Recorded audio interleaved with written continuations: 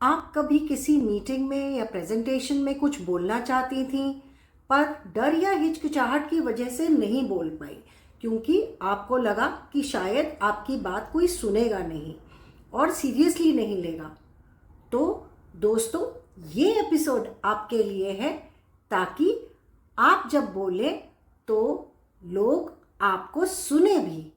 मैं हूँ दीपिका फ्रॉम शक्ति समिट्स वाइज एंड वाइबे। से पहले बोलो, पहले नोटिस होगा। मीटिंग्स या डिस्कशंस के स्टार्ट में ही अपनी बात रखो। जब सब क्वाइट होते हैं तब बोला गया पॉइंट ज़्यादा इम्पैक्टफुल होता है।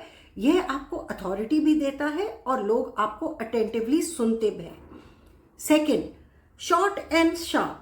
कम बोलो मगर सॉलिड बोलो। ज़्यादा लंबी बातें लोग भूल जाते हैं, बट क्रिस्प और क्लियर स्टेटमेंट्स याद रहती हैं। अपने पॉइंट को एक लाइन में समराइज करो और कॉन्फिडेंट रहो। Third, pause is equal to power. जल्दी जल्दी बोलने से कॉन्फिडेंस नहीं दिखता, बल्कि पॉजेस दिखाते हैं कि आप श्योर हो। So use pauses to sound powerful.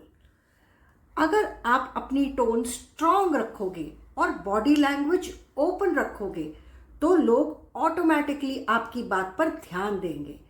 Low voice और स्लाउच्ड पोस्चर कॉन्फिडेंस डाउन दिखाता है। So shoulders back, eye contact strong and tone firm होनी चाहिए। मोनिका की टिप है, पावर पोजिंग करो। मीटिंग या प्रेजेंटेशन से पहले एक पावर पोज लो।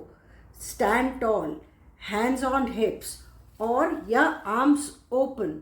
साइंस कहता है कि यह सिर्फ आपका पोस्चर नहीं, बल्कि आपका माइंडसेट भी कॉन्फिडेंट बना देता है।